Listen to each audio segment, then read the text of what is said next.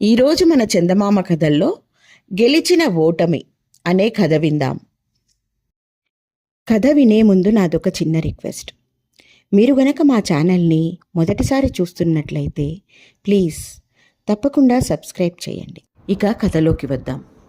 రామాపురంలో ఉన్న మహేశం అనే రైతు యువకుడు స్వతహాగా తెలివైనవాడు, సరదా మనిషి. అందము, డబ్బు, తెలివితేటలు పుష్కలంగా ఉన్న అతడికి పిల్లనిస్తామని చాలామంది ముందుకు రాసాగారు. కానీ వాళ్ళనెవరిని చేసుకోనని మహేశం ఖచ్చితంగా చెప్పేశాడు. మనవడి ధోరణి నచ్చని మహేశం తాత శివయ్య అతన్ని ఒకనాడు దగ్గరకు పిలిచి, ఏరా, చూపించిన ప్రతి పిల్లను నాకొద్దు పొమ్మంటే నీకు పెళ్ళి ఎప్పుడయ్యేట్టు, మీ అమ్మ చేతికి ఆసరా ఎప్పుడు దొరికేట్టు అన్నాడు. తాత మాటలకు మహేశం నవ్వి, అమ్మ చేతి కింద ఆసరా కోసమా తాత నా పెళ్లి కోసం కలవరిస్తున్నది? ఆ మాట ముందే చెబితే ఏనాడో ఒక మంచి పనిపిల్ల మెల్లో తాలి కట్టి తీసుకొచ్చి ఉండేవాన్నే అన్నాడు. మనవడి చమత్కారానికి శివయ్య కూడా నవ్వుతూ, మాటలకేం గాని చూపిన ప్రతి పిల్లను కాదన్నావంటే చివరకు నాలాగే మీ నాయనమ్మ లాంటి ఏవెర్తపాలనో పడగలవు అన్నాడు. శివయ్య మాటలు విన్న మహేశం, నాయనమ్మ? అవునురా మహేశం, అరచెయ్యంత ఇంట్లో 66 సుఖాలు అమర్చిపెట్టగల ఆడది విషం కాదు మరి అంటూ దీర్ఘం తీసింది. మహేశం నవ్వుకుంటూ, తెల్లవారి లేస్తే బ్రతుకంతా గడిచేది భార్యతోనే. ఎంత ఇంట్లో పనిచేసేదానికైనా కాస్తో కూస్తో చురుకుదనము, తెలివితేటలు ఉండొద్దా తాతయ్య? అలాంటి పిల్ల దొరికిన నాడే పెళ్లాడతాను అన్నాడు. ఇలా ఉండగా ప్రక్కపల్లెలో ఉంటున్న శివయ్య స్నేహితుడు రమణయ్య అనే మరొక వృద్ధుడు శివయ్యను చూడడానికి వచ్చాడు. ఇద్దరూ ఏవోవో కబుర్లు చెప్పుకోసాగారు. ఆ సమయంలో ఇంట్లో చెలాకీగా తిరుగుతున్న మహేశాన్ని చూసి, రమణయ్య, నీ మనవడేమిట్రా శివయ్య అని అడిగాడు. అవును, మా సూరయ్య పెద్ద కొడుకు మహేశం అన్నాడు శివయ్య. అలాగా, చాలా పెద్దవాడయ్యాడే, పెళ్లి ప్రయత్నాలు ఏమైనా చేస్తున్నారా అని అడిగాడు రమణయ్య. శివయ్య తన మనవడి ధోరణి గురించి రమణయ్యకు చెప్పాడు. బావుంది, మీ వాడు నా మనవరాలు గౌరమ్మకు సరైన జోడులా ఉన్నాడు అన్నాడు రమణయ్య. నీ మనవరాలు అంత తెలివైందా అని ప్రశ్నించాడు శివయ్య కుతూహలంగా. రమణయ్య మనవరాలంటే ఏమనుకున్నావు? తెలివితేటల్లో నీ మనవడు దాని ముందు తీసి కట్టనుకో అన్నాడు రమణయ్య గర్వంగా. స్నేహితుడి మాటలకు శివయ్య రోషపడి, అయితే నా మనవడు వచ్చి ఆ సంగతేందో చూడవలసిందే మరి అన్నాడు. మహేశం ఒక్కడు రమణయ్యతో కలిసి వెళ్ళేట్టు గౌరిని చూసి నచ్చితే పెళ్లాడేటట్లు నిర్ణయమయ్యింది. ఇద్దరు బయలుదేరారు.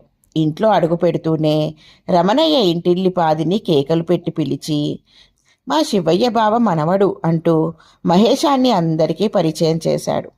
తర్వాత మనవరాలు గౌరి వైపు చూస్తూ, గౌరమ్మ, మనవడు గొప్ప తెలివైనవాడని మా శివయ్య తెగ మురిసిపోతున్నాడు. నా మనవరాలు నీ మనవడికి ఏమీ తీసిపోదని చెప్పి కావలసి వస్తే వచ్చి చూసుకోమని పందెం కాసి మరీ మహేశాన్ని ఇక్కడికి తీసుకొచ్చాను అన్నాడు. తాత మాటల్లో లీలగా ధ్వనిస్తున్న భావం అర్థమై గౌరి ముఖం ఎర్రబడింది. ఆకర్షణీయంగా చురుకుగా ఉన్న గౌరి ముఖం చూడగానే పర్వాలేదు, తెలివైన పిల్లే అన్న భావం కలిగింది మహేశానికి.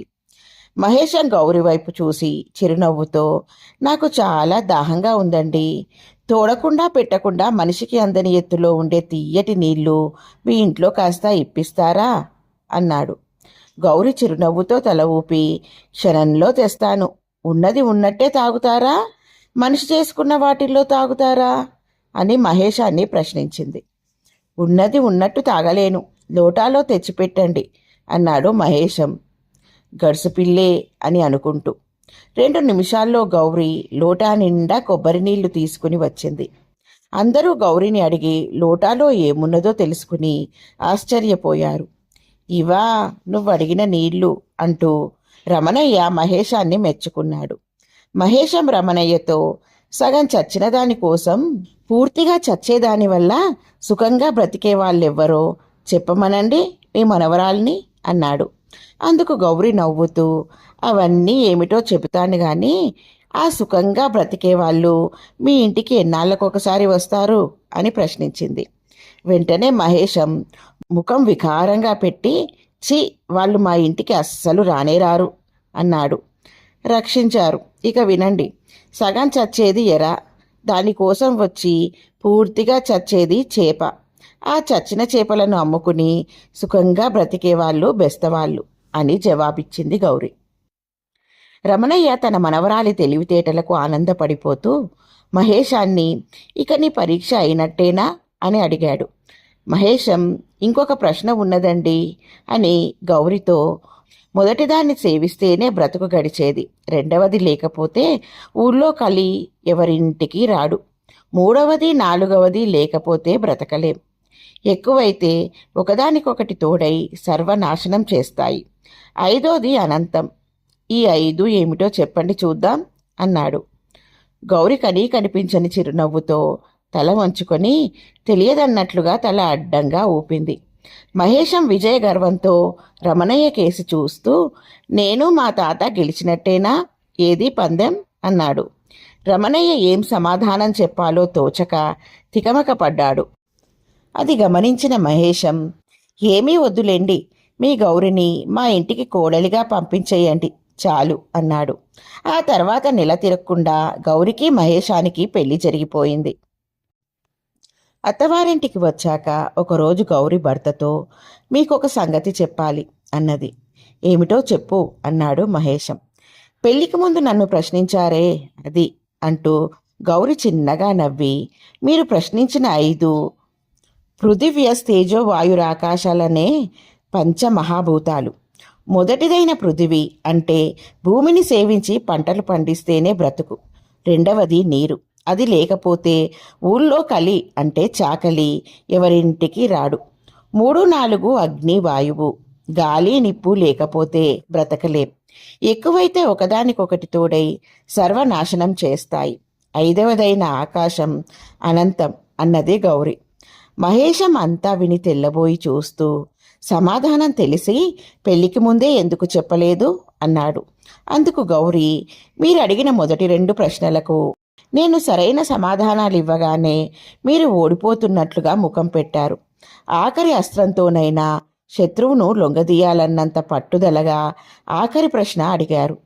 అప్పటికే నేను మీకు నచ్చానని, ఇంకా మీరు అడిగే ప్రశ్నలకు జవాబు చెప్పకపోయినా నన్ను పెళ్లాడతారని నాకు గట్టి నమ్మకం కలిగింది. అందుకే ఆఖరి ప్రశ్నకు జవాబు చెప్పలేకపోయినట్లు నటించి విజయం మీకే దక్కేట్టు చేశాను. తమకంటే తమ భర్తలే గొప్పవాళ్ళు కావాలని కదా మా ఆడవాళ్ళు కోరుకునేది అన్నది. భార్య తెలివికి కడుసుదనానికి లోపల పొంగిపోతూనే, అయితే ఇంతకు నేను ఓడిపోయానంటావు అన్నాడు మహేశం. ఏమో, గెలిచి ఓడారో ఓడి గెలిచారో మీకే తెలియాలి అన్నది గౌరి. మహేశం తృప్తిగా నవ్వుతూ, ఓడి గెలిచాను, పరీక్షలో ఓడి నిన్ను గెలుచుకున్నాను అన్నాడు. ఇలా ఉంది ఫ్రెండ్స్ ఈ కథ. బాగుంది కదూ? నచ్చిందా? అయితే లైక్ చేయండి.